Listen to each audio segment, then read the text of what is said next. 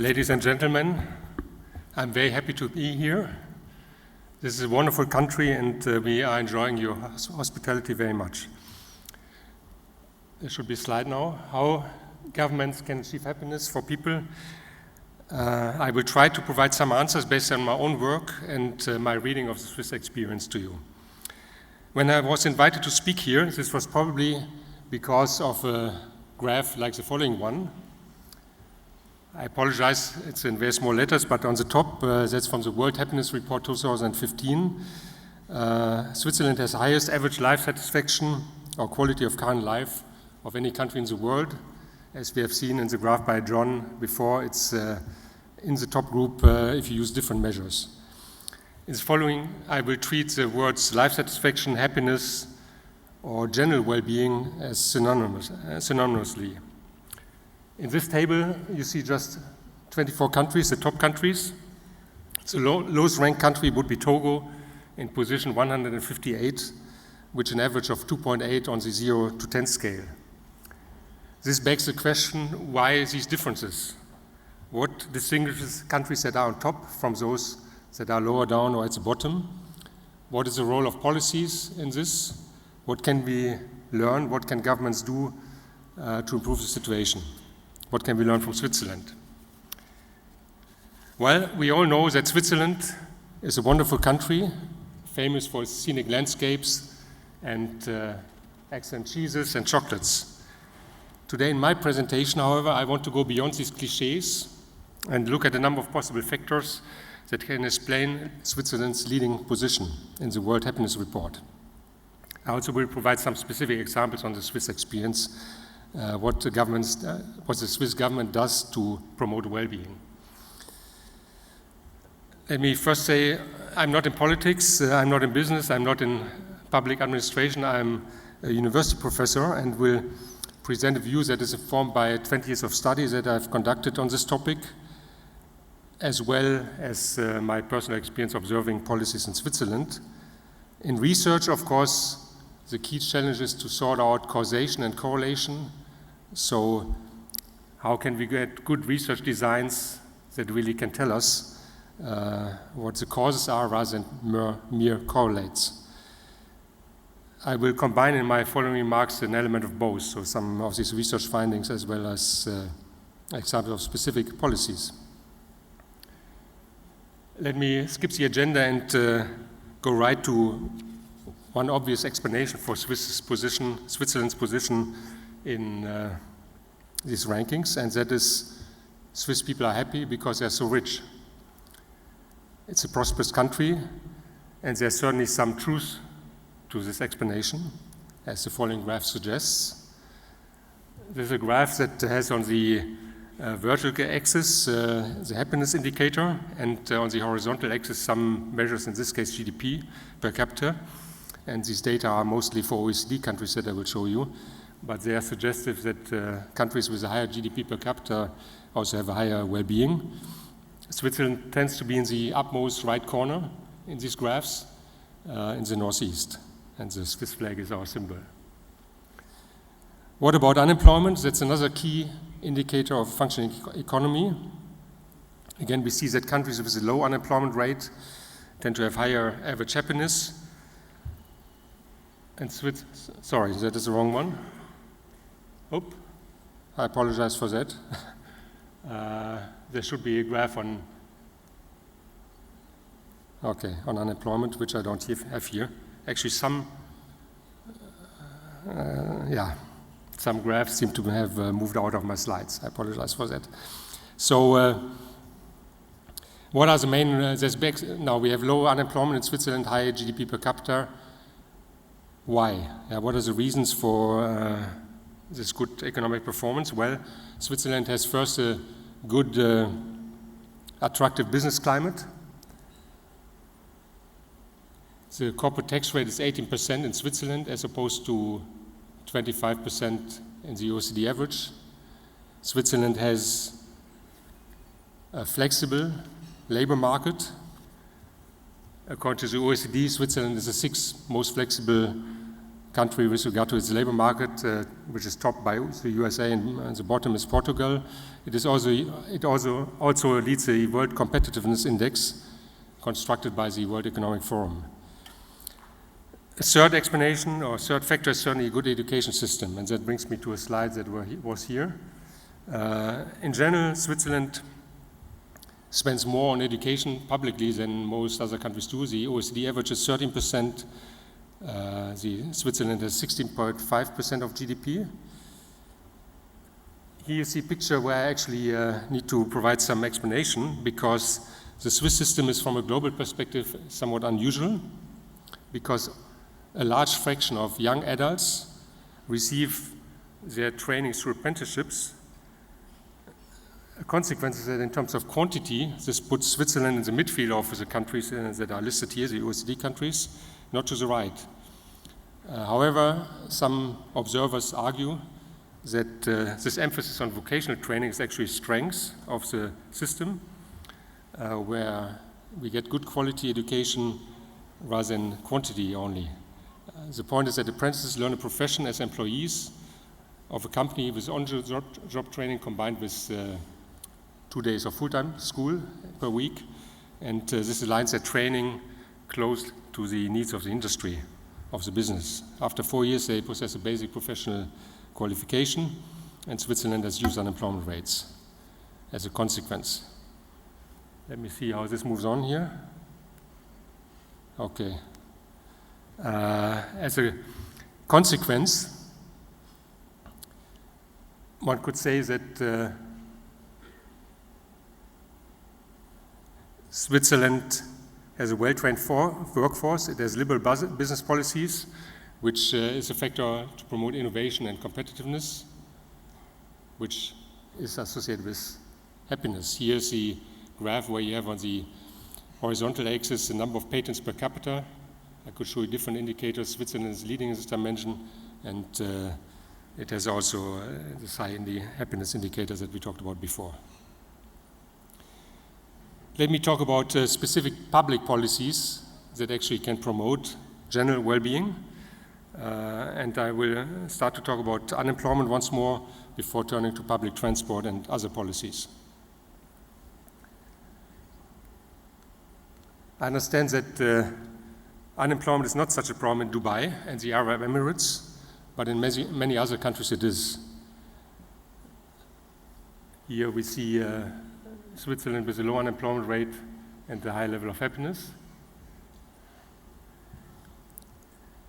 If you look at this following graph, which shows you data from Germany that we analyzed a few years back, you see a large dip in happiness caused by unemployment. What do we have here? We have on the y-axis a time, and we look at individual data. So there's a time 0, is a year where a person is unemployed. On the left, you have the period leading up to unemployment, up to 4 years before, where people were employed. Afterwards, if you go to the right, these people are employed again. So you see this dip. Happiness decreases for a person on average as this person turns unemployed or is unemployed, has an unemployment experience by a magnitude of -1 on the 0 to 10 scale, and that is a large and substantial effect. It also looks very much like a causal effect, because we have here what we call longitudinal data. We follow the same persons over time, and we see that on average for these persons you have this large decline in happiness. Now the question is, what can governments do? What does Switzerland do about this? How can you respond to this challenge of improving people's happiness if you have unemployment? Well, the first policy response is obvious. You should not have people experience this dip. So you should implement policies. You should avoid the dip, implement policies that generate jobs and reduce unemployment. However, there's also a second thing you can do, and that the Swiss government does. You can make the dip smaller. How can you do this? You can provide good services to the unemployed. What are good services? It has to do with the the earnings replacement rate. It has to do with the help that unemployed receive when they go to the unemployment office. It has to do also, of course, with the expected durations that you can reduce by offering them new jobs as fast as possible. Let me tell you a bit about the Swiss Unemployment Office's approach to serve its customers, which are the unemployed. I apologize, these are the wrong slides that I did not expect to be here. So I wonder, well, let me talk now respond to the slides that I have. Let me say a few words like this on the unemployment offices. What is important, or what distinguishes them, there are 121 regional unemployment offices. They have, and that is interesting, a no more than 5 minutes waiting policy. So if an unemployed goes to the office, the service should be provided within 5 minutes of waiting, which is, of course, nice to the unemployed. What do they get there, the unemployed? They get job search assistance. They get allocated to training programs, and of course there's this high replacement rate. They get wages or wage replacements during the first year of unemployment, which is the highest in the OECD, 80%. So these kind of unemployment services benefit workers, of course, in 2 ways. Yeah, first, it makes individual unemployment less painful, but there's another factor. Namely, it helps workers to find better jobs. Workers are not stuck in a bad match in jobs they do not like. It becomes more likely that they reach their potential. This is a positive contribution also from a society point of view. And I want to talk a bit about the studies that we conducted on that. A while ago, where we tried to measure the happiness gains from finding a good match, from finding a job that fits you personally well. And that related to the question how the personality of a worker is aligned with the job profile that workers take. In this graph you see, for example, on the left, that teachers, we look at teachers here in this graph, at managers and at blue-collar workers. Teachers in blue score high on openness. This is one of the big 5 personality indicators that we use. Managers in red score low on agreeableness, and blue-collar workers in green, they score high on conscientiousness. What we found then in the study is that if you look at individual people who, for example, score high on agreeableness, it is better that they are not managers, where this would not fit very well their profile, but that they are, for example, teachers who have a different occupation. So on average, job satisfaction was higher the closer the match of the individual personality characteristics and the profile of the occupation. Why is this important? It is important because a good unemployment protection system, an unemployment safety net, allows people to quit their jobs, look for new jobs, and in this way find a good match. In general, the public service, in some general comments on, again, this is not the slides that I expected, so I leave this here. There's some general approach of the Swiss government to public service. They call it service public, and it is defined, the Swiss Federal Council defined it in 2004 as follows. The government defines a set of basic infrastructure goods and services that is made to all residents in all regions of the country in good quality and at affordable prices in order to contribute to the overall quality of life.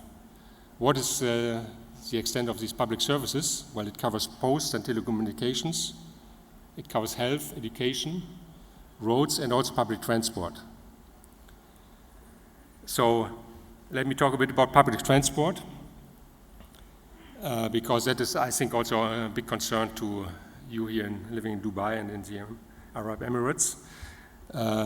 Commuting to work takes a considerable amount of time, and it tends to make people unhappy. These are the 2 basic facts. If you measure things, commuting to work is one of the lowest ranked activities, or the bottom activities that people enjoy the least. There are 2 possible policy responses to that. First, you could reduce commuting time by building more roads, for example, yeah, but you could also make the commuting experience a more pleasurable, less painful one. And Switzerland has focused on the second approach by making a huge investment in infrastructure, by building commuter trains, offering more commuter trains, buses, public transport in general. And I would have some numbers on some slide here, but I apologize if these are, I should have checked before. These are not the wrong slides. So, sorry, I get here 2 minutes. Okay, so let me just mention a few things about public transport. 65% of all people living in the Zurich metropolitan area take public transport to get to work, 65%. These are 2 million people every day who board one of the public transport means, which can be bus or tram, as we call it, or commuter train. This is up by 180% from 1990. In 1990, there was a big initiative to improve public transport, to extend it. It's very reliable, so 90% of all passengers reach their destination with less than 3 minutes delay. It's convenient, it has a very high frequency. Every 7 minutes, typically, a train comes by, or a tram. For shorter distances, even between large cities, there's a half-an-hour service. You have one ticket for all modes, so if you bought a ticket, you can go by ship even, or by bus. It's the same, it's very convenient. And trains go around the night on weekends. There's also something to say how the Swiss government ensures good quality of services. There's a contract between the provider of these public transport services and the customer, which is the regional transport authority, where the transport authority actually gives a bonus if the provider offers trains on time, and there's a payment, a penalty if this does not happen. It is based on customer satisfaction, on punctuality, on cleanliness. So I was shown that I have 2 minutes, so let me essentially wrap up, come to a conclusion. I think the government, Swiss government, does many things to provide a high quality of public service and then hence to contribute to the happiness of people living in Switzerland. I apologize, this was somehow mixed up slides, but I hope that nevertheless that I could give you some ideas of the Swiss experience and what is happening in Switzerland. It's ideas that you might find interesting and potentially useful for improvements in your own country, in this country, of improving your policies. As far as I know, no event such as this one was ever held in Switzerland. I think that there's some room for improvement here, and this would be definitely a good idea that Switzerland could learn from you. Thank you very much for your attention. Thank you, Professor Twinkle, for this presentation. And you apologized for 7 times. I was counting for you. Can you tell us what is the relationship between the working hours and the satisfaction of people and their well-being? Thank you. Yes, I had a slide on, I think it was in here, right, on working hours. So there's a negative relationship if people work long hours. So working hours, full-time would be in Switzerland 42 hours. But once you go to the share of people who work 50 hours or more, that is shown here, then countries where the share increases have a lower overall happiness than countries where the share is lower. So yeah, thank you. I have a question, yes, if you don't mind.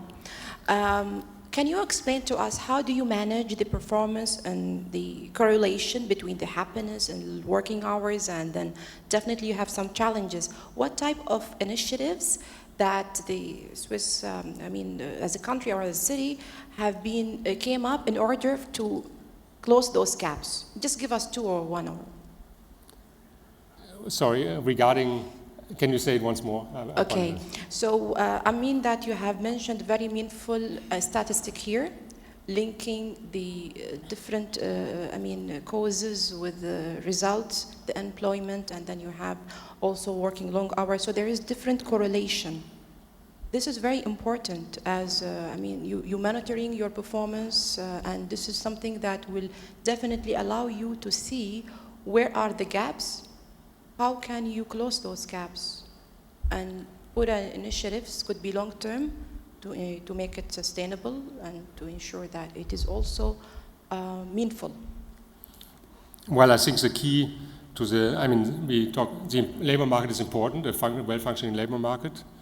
And the key of policy of the Swiss government is to have a flexible labor market where companies offer jobs, and therefore there's a big choice of jobs that people can take. As the unemployment rate is low, the youth unemployment rate is low. So I think the key is to ensure that companies like to operate from Switzerland and offer these jobs. Yeah, thank you. Further questions?